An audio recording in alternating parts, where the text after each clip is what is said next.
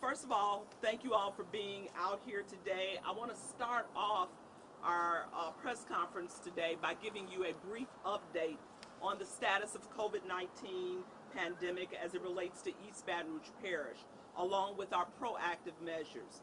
This afternoon, we had our second confirmed case, as I'm sure you've heard, in East Baton Rouge Parish. We do expect that number to increase. That is why I continue to stress the importance of good hygiene and social distancing. You're hearing that message across the board from leaders all over. As the Surgeon General has said, the next 2 weeks are critical for slowing the spread of the virus across our country. Please follow the recommendations laid out by the CDC, the Louisiana Department of Health, and my office. Today, we resumed testing at our drive-through community testing site at Baton Rouge General Mid-City. Yesterday, we chose to end testing early so we would not run out of supplies. Today, we are resuming testing only for patients who faxed in their orders prior to 6 p.m. yesterday. My team convened the COVID-19 Medical Task Force last night to update testing protocols to ensure our most vulnerable patients receive a COVID-19 test. The site will begin accepting new orders Thursday as COVID-19 tests become available. The site will remain open on a day-by-day basis as supplies allow. Monday through Friday, right now the hours will be 1 to 3 p.m. Those tests will be sent to a private lab with results sent to doctors in 3 to 5 days. Let's be clear, this drive-through testing site is an initiative led by my office and area physicians.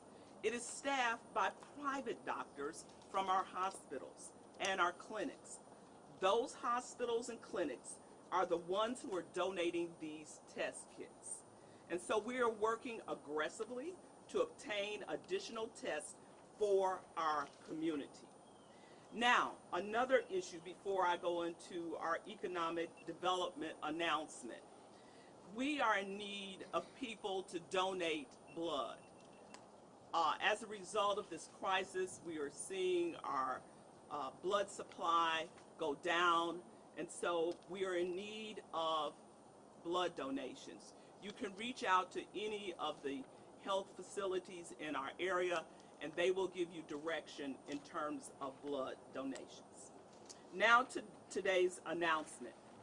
We are announcing a series of measures that we hope will drive commerce and activity into our local businesses.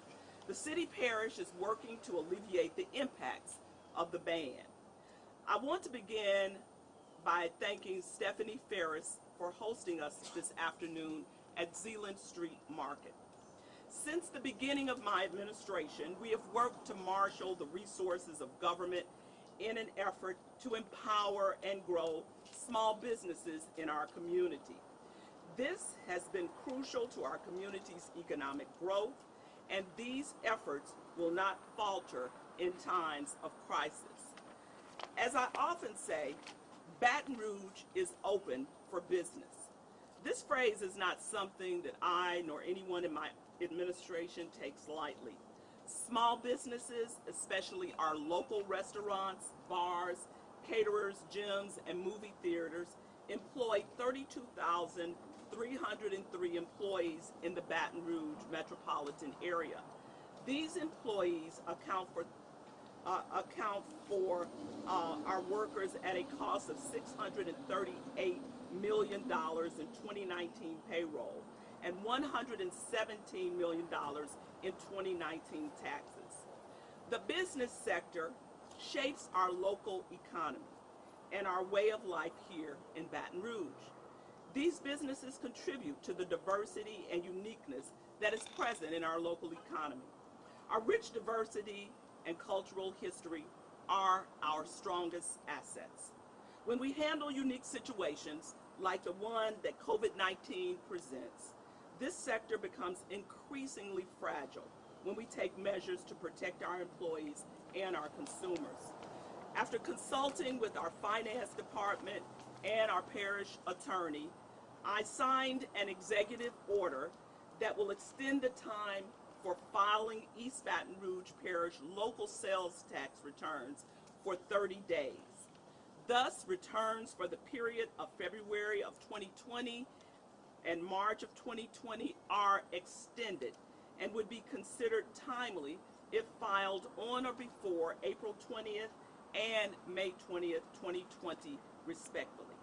We are hopeful that this order will provide a brief respite to the businesses in our community that will be affected by COVID-19. There will not be interest or penalties associated with the tax remittances for February or March if paid by the deadline.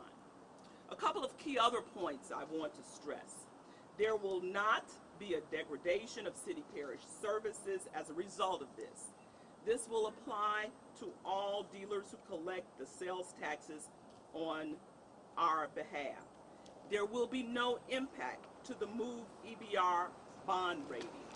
And state law gives city parish the authority to collect and make adjustments.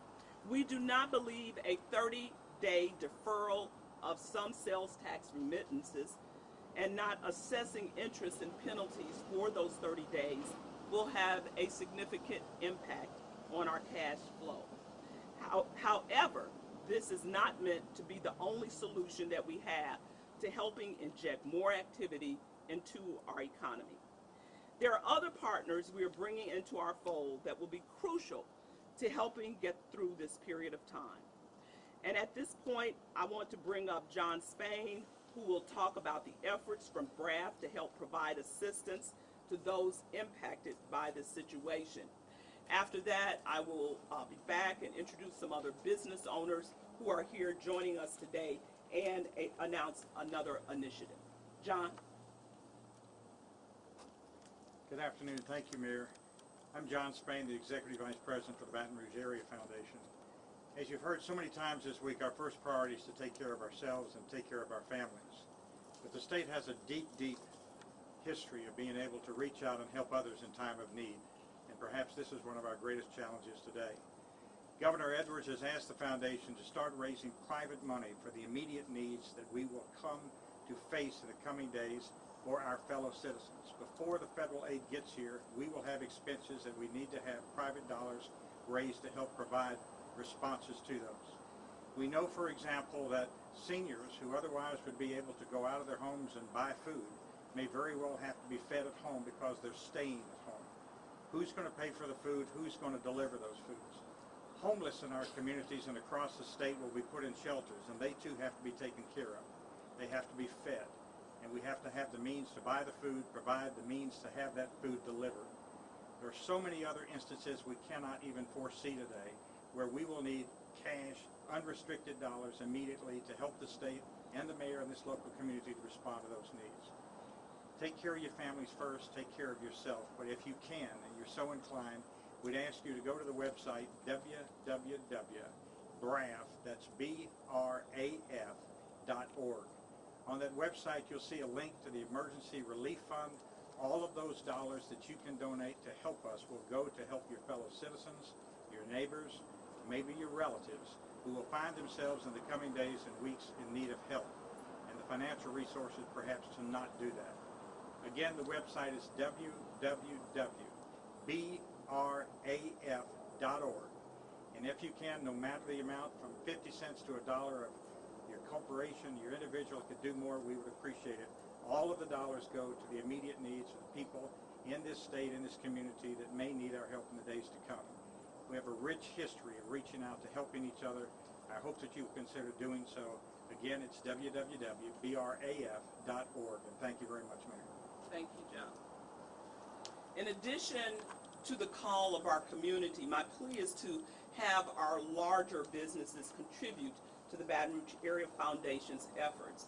It is critical that we continue purchasing so that we can keep our economy growing.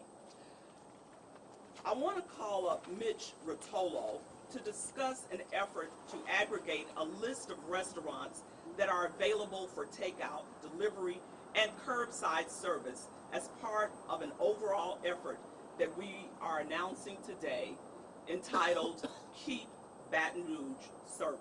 Mitch?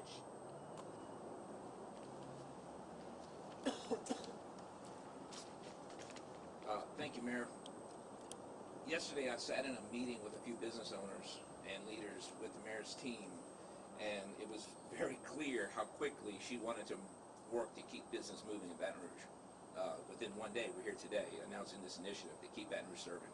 And the idea is, as a hospitality person in the restaurant business, and we are a hospitality state, if these businesses don't survive this crisis, we're going to have a lot of leases available, a lot of people out of work, and the big box food is just going to take over Baton Rouge culture, which none of us want. So with the mayor's direction and support, businesses who don't have marketing budgets to announce the things that we want to do, by using the mayor's office and Visit Baton Rouge and 225 and all of the industry that's helping us put this together, we've come up with a pretty smart campaign, I think, to support local servers. We're going to ask businesses and restaurants that are not drive-through, that are dine-in, that don't have capability to be open for any other business other than table service, to join in supporting their servers and their staff. At Rotolo's, we're going to do our best to support all of our team as long as we can, but we also are going to have a give-back campaign. We're pushing gift cards. You heard the mayor talk about gift cards from other businesses. Buy gift cards from local restaurants for your staff or somebody else, or just for a gift, or to use at a later date to keep those businesses alive and afloat. Part of this campaign is going to be exactly just like any other fundraiser you would see at a local small mom and pop business. We're going to give 20% of those proceeds right into that server's pocket. The business will honor full value of the gift card. The server gets 20% of the gift card purchase right there in their paycheck that week. This will allow us to keep our doors open for takeout, hopefully drive more traffic, and help support those servers through their in their paychecks.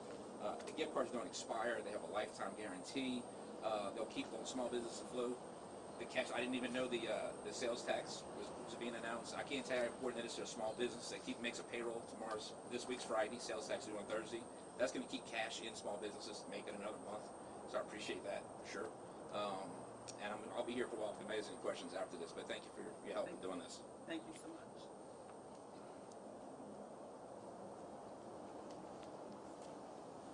I want to bring up Adam Knapp with the Baton Rouge Area Chamber, who can talk about the regional impact and the survey and updates on emergency working capital loans for businesses.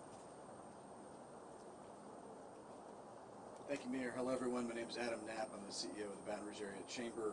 I can't emphasize enough what Mitch and the mayor just said about the program for our restaurants. Probably the most important takeaway and thing that we want to encourage is that everyone in this community, our large businesses, respond to the urgency of serving and doing business with our small businesses, and especially our restaurants. And the idea that large businesses can take advantage of this also to help their remote workers as a way to help them. They can do business with them, and want to encourage that they consider doing that. And then we have kind of a win-win for both the large employers with remote workers and helping our local restaurants or small restaurants at the same time. We know that many of our restaurants may be down as much as 70 or 80% without dine-in customers, and so that can really affect their ability to keep up, as you heard from Mitch. And so helping our restaurants to shift to that is going to help change the behavior of folks that eat out in our community, and that's something we're going to be needing to do more and more, is to change all of our behavior to make sure we're doing that. I just want to share a few of the things that are happening. The state of Louisiana has been approved for SBA disaster loans statewide. Hopefully that is going to be changing and coming down officially from the SBA in the next 24 hours. And so while businesses who are trying to apply today still may be finding that they cannot yet apply, we have been able to get all of that through in the last 24 hours with some big pushes from a lot of folks to submit information to the state, to the parish offices, and to get those applications in is the next step. That will provide working capital to businesses, especially small businesses. Small businesses are those with 500 or less employees. So this includes many of the businesses in our community. Probably 95% of the businesses in our community have fewer than 500 employees. And so we have the ability to take advantage of this program. It's up to $2 million. The interest rate is about 3.75%. It's also available for nonprofits at 2.75%, and something that can help give a way to pay debt, to pay payroll, to take care of accounts payable, those operating costs that are necessary in this period right now.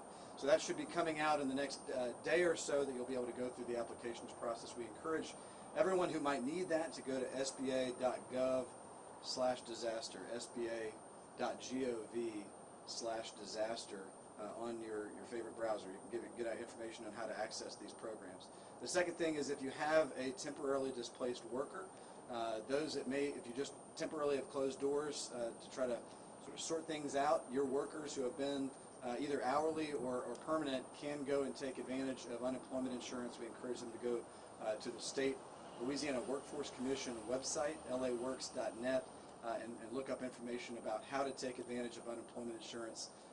That could help employees of restaurants who may have decided to hang on for a minute before deciding what to do. Their people can go take advantage of this. So encourage folks to go and check out if that's something that is available to them as they are potentially temporarily displaced.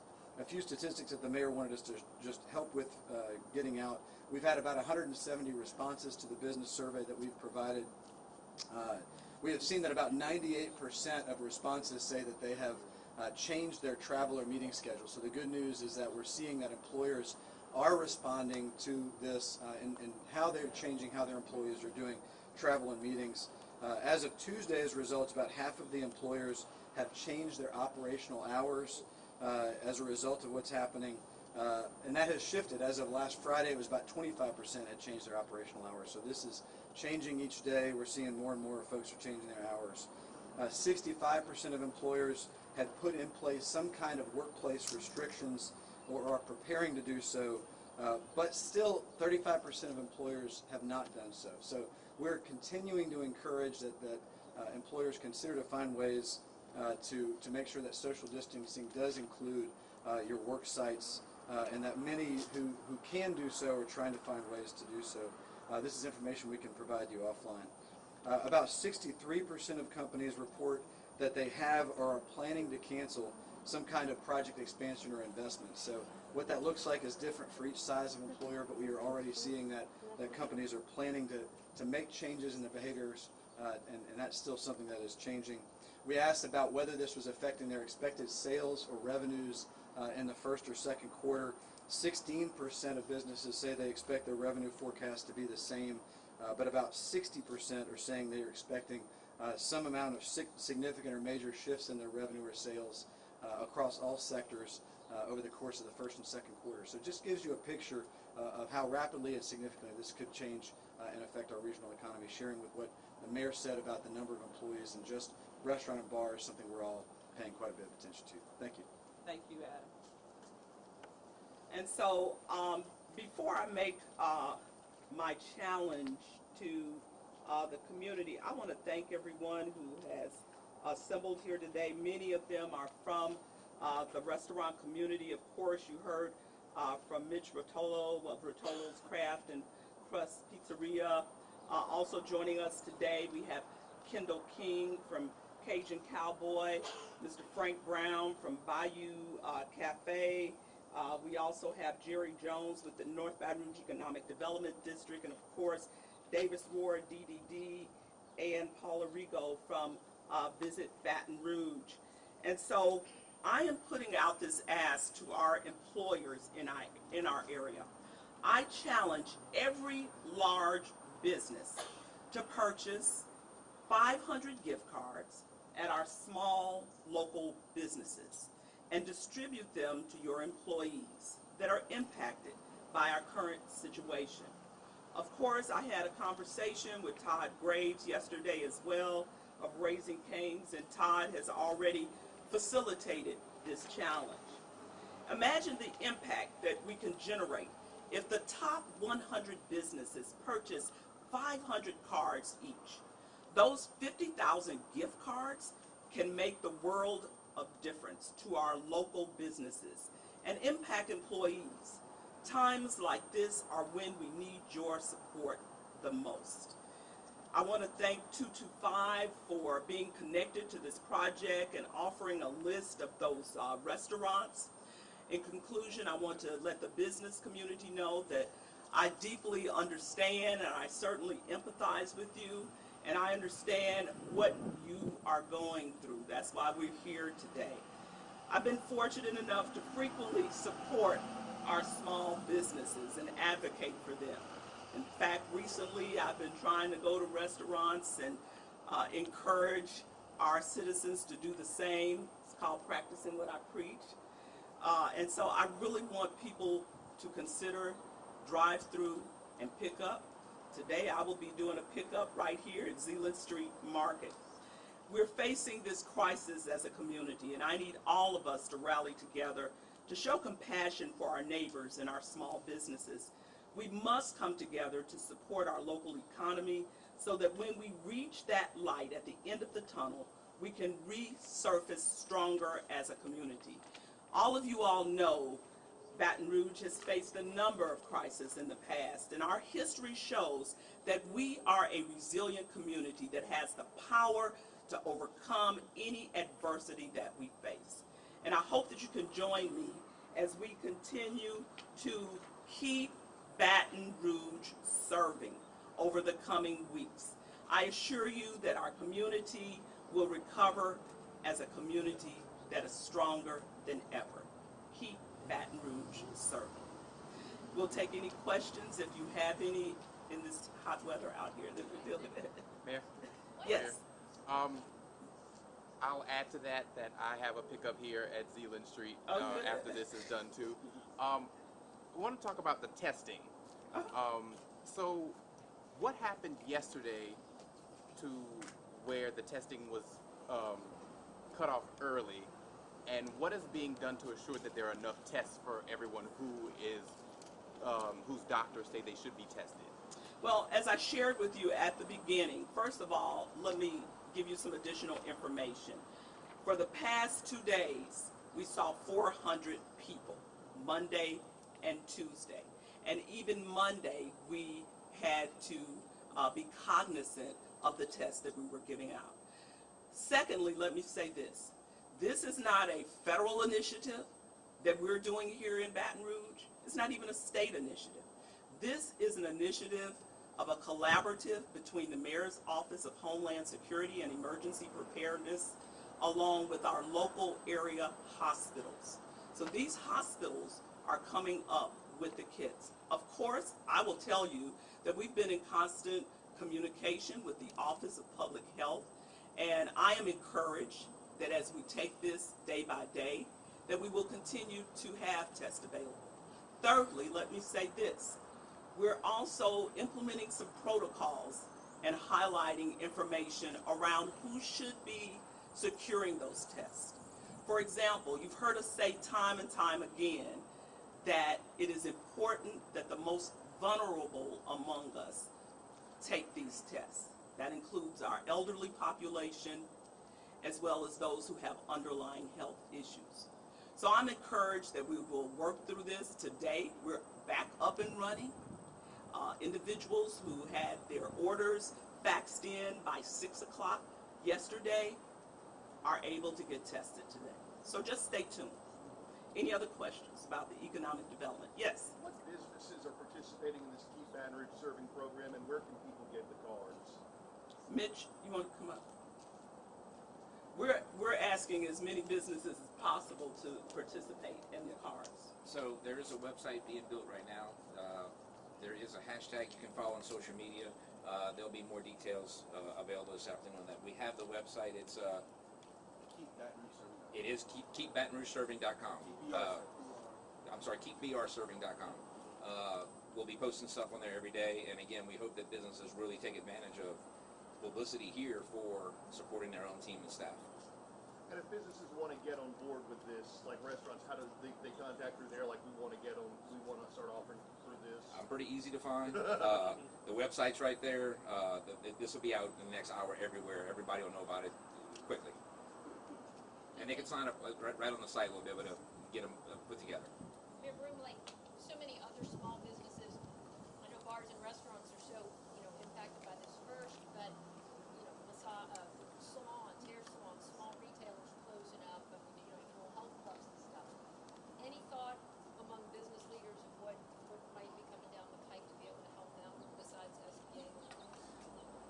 haven't heard anything specifically, but I will tell you as it relates to certain businesses, and it is certainly up to the discretion of the owner. For example, we've had questions about hair salons. We've had questions about nail shops. And so while they have not been in that executive order listed as the governor has shared, I am certainly encouraging them to adhere to the 10-person guideline if they're going to remain open, and to make sure that they are executing all sanitized areas, and encouraging their clients to adhere to the same. And, But in terms of helping them financially, since they're not doing well, obviously. well, as you know, Stephanie, this is a kind of a tripart response to this crisis, federally, state, and local. And so I believe that it is the intention of everyone in government to minimize the impact on all of our small businesses, no matter what they represent. As you've probably heard time and time again, this situation is unfolding as we speak. I believe it was yesterday that the president said he wants to now implement a $1,000 stipend to families. And so as you can tell, it's unfolding moment by moment. And I believe I have not had a deluge of calls from some of the other businesses about the impact. They just want to make sure that they are adhering to the guidelines and the recommendations. Any other questions? I have another question. Okay. There, This will be our last question. it's not business related, but it's something that you were very passionate about pretty much all week, is gatherings of people. Yeah. And there is a pastor in Central who is still having services in his church. What do you say to that? My message is consistent. We should adhere to the recommendations as it relates to the guidelines of social gatherings. That's it. Simple enough. Thank you.